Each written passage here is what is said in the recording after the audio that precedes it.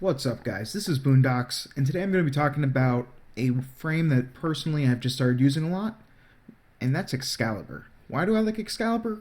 Well, he brings both utility and insane amounts of damage to make him one of the best frames in the game. Also, he synergizes amazingly well with Naramon Focus Tree. So, for starters, let's quickly talk about his abilities and what you really want to be focusing on. So his first ability, Slash Dash, not that important with my particular build, mostly because I'm going to be sacrificing so much range to increase my power and duration that I'm going to lose too much of the distance on it.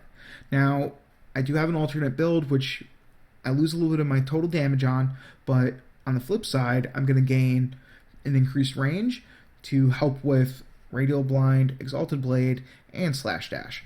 And if that's the case and you want to kind of play around with Slash Dash, I recommend picking up one of the Syndicate mods that's going to increase your melee combo counter by 4 each time you hit with Slash Dash. So that could be something to think about. The next ability I'm going to be using a whole lot. It's called Radial Blind. So what Radial Blind does, well, it does exactly what it says on the tin. It emits light in the air that blinds all enemies. With the current build, I only have a 13-meter range and a 21-second duration. Within that duration, the enemies are going to be open to finisher attacks, so they go down really quick.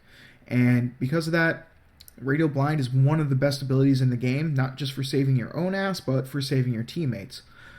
Plus, you can cast it while moving, and it's relatively quick, so you can blind one group of enemies, move on to the next, blind them, while your teammates trail behind, finishing them off. The next one is Radial Javelin. This is a nice little oh shit type button if you get surrounded by, like, say, butchers. Activate Radial Javelin and do a massive amount of damage within a 13-meter radius and pin any enemies that survive your initial blast to walls and everything, and it's just kind of cool. The main ability that we're going to be using, and the reason why this build's called the Exalted Blade build, is Exalted Blade. What this is, it's a channeling ability where you put away all your weapons and pull out a blade of light.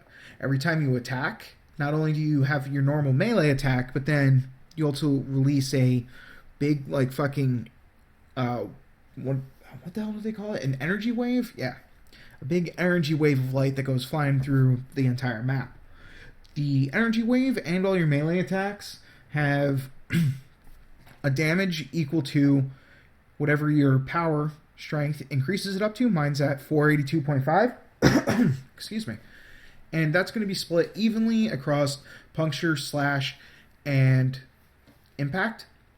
Additionally, you're going to have a 200% multiplier, so that's 3 times damage, as well as a 15% crit chance, so it's a 3 times crit multiplier, a 15% crit chance, and a 10% status chance. So while it's not going to give you the best, like, status and crit options, the fact that whenever you cast out an energy wave, it's going to be hitting multiple targets.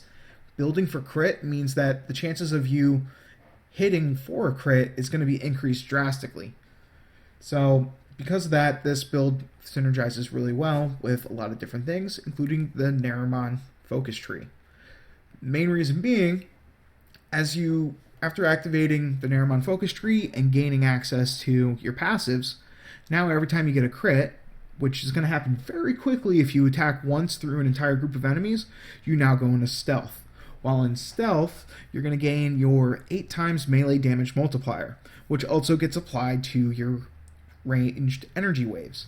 The energy waves travel up to 40 meters and go through enemies, doors, walls, anything. They just keep going. They are unhindered by anything in the game, and when you're in stealth and hit something with it, you can do insane amounts of damage.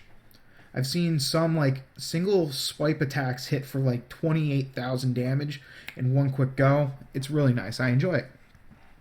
So, those are his abilities, and how do I personally build them? For damage, well, I have 2 separate builds.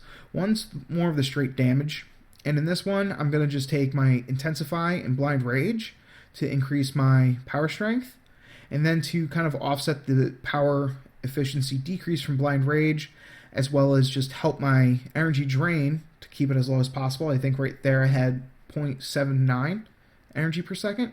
I'm going to toss on a fleeting expertise. The reason being, energy efficiency, or power efficiency rather, is better for your energy drain than power duration, but power duration is still pretty important, so I'm going to toss on a continuity.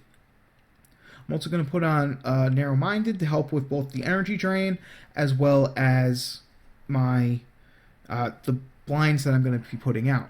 Additionally, the range of your energy wave isn't affected from the range, so this is no big deal. I'm then going to put on Streamline, again for the energy efficiency, and Flow, just so that way I have a bigger pool of energy once it gets filled up. It's going to take longer to drain. Oddly enough, looking at him, Excalibur, you would kind of picture as being a fast frame, but he's really not. He has a base movement speed of 1.00.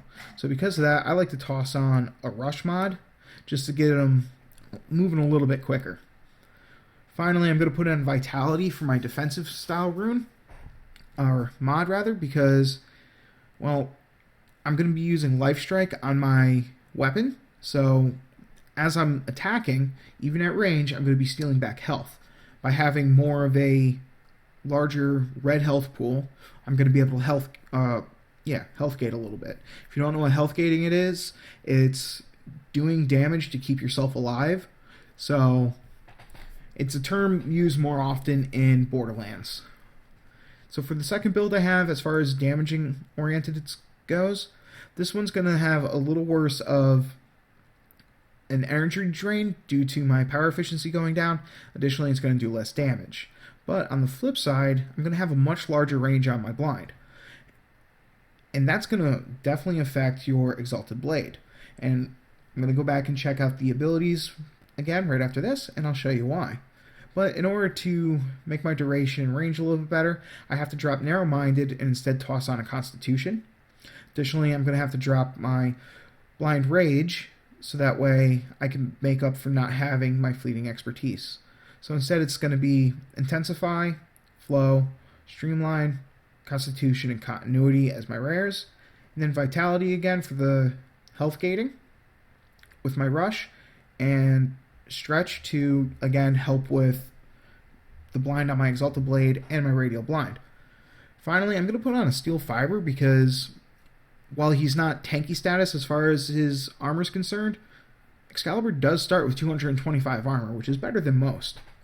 On every single build, I'm going to be using Sealed Charge because, well, it's increased melee damage, and that's what the Exalted Blade's all about. Additionally, you get that added bonus of the 4 additional capacity when compared to, say, Energy Siphon or Corrosive Projection, so definitely the mod you want to go with.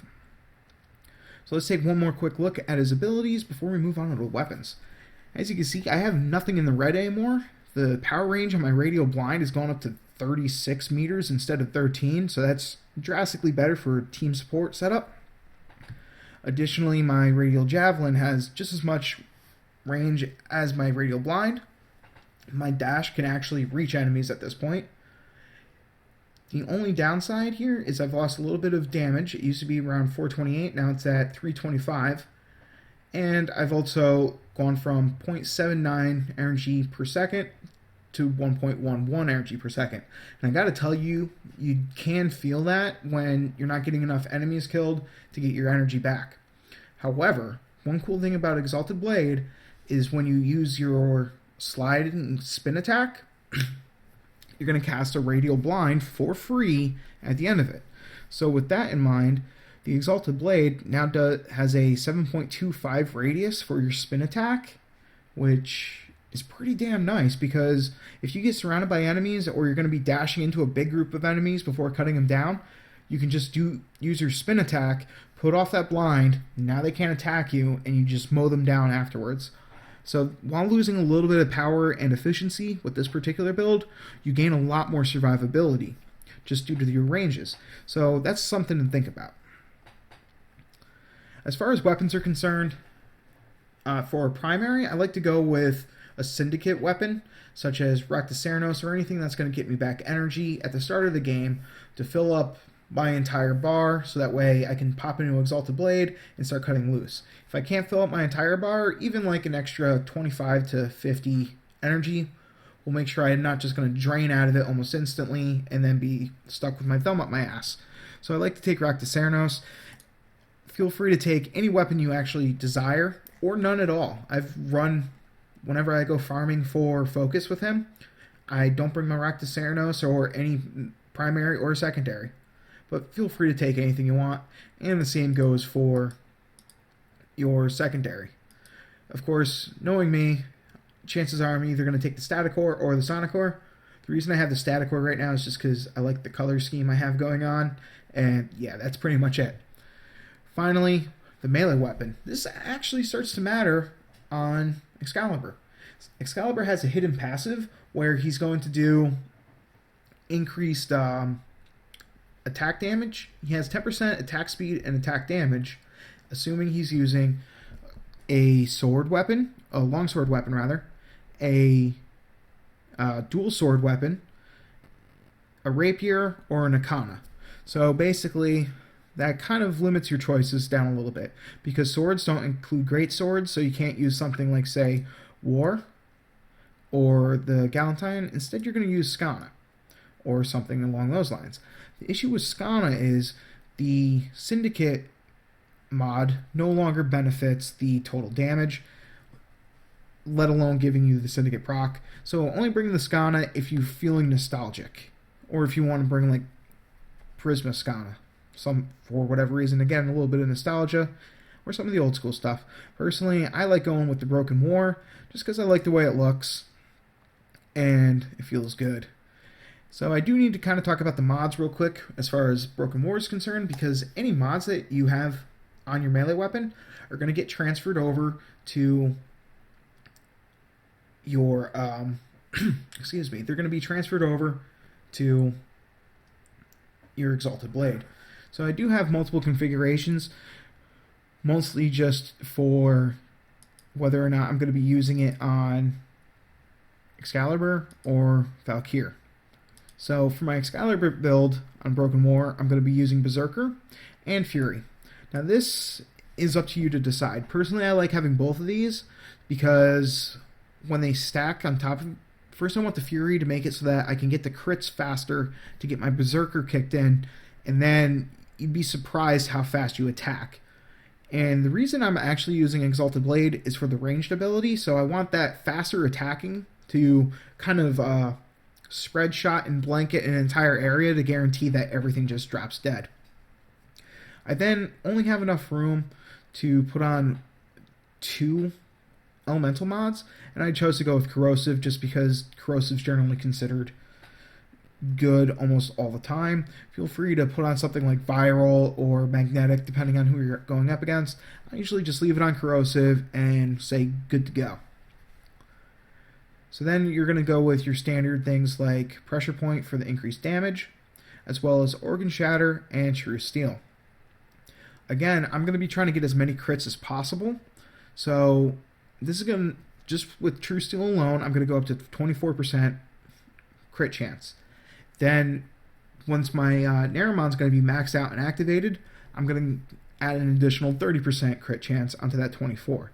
So while that's not a huge bonus, it's only going to be, what is that? Because it's going to be the percent based off of 15%. So, sorry for the bad math here. It's going to be about another increase. It's going to bring me up to about 30% crit chance total, which is fine because 1 in 3 attacks I'm going to go invisible, and I'm definitely looking forward to that to get the 8 times multiplier. Also, like I said, I'm going to be using the Life Strike just in order to kind of have that feedback loop of regaining the life that I can steal to keep myself alive. Finally, as far as your mod's concerned, it doesn't actually matter because when you pull out Exalted Blade, it's going to swap it out for the Exalted Blade stance. You're no longer going to be using this particular stance. It's going to use the abilities. So that's pretty much the setup there. Finally, I'm going to use a Carrier Prime or regular Carrier to pull in those energy orbs, make it so I don't have to run around looking for them. And yeah, that's pretty much it. He is insanely powerful, and I really enjoy using him. Plus, with the current gear and shit that I have on him, he looks really cool. I love having the Raktaseranos still visible when it's not in use, because then you get like those back spikes and shit. I don't know. It reminds me of like old school World of Warcraft armor where it was all over the top and spiky, big shoulders and whatnot. But again, you're going to want Naramon if possible, just to make him that much better using Deadly Intent and Shadow Step. So anyways, guys, hope you have a chance at playing Excalibur. Until then, good luck, have fun, peace.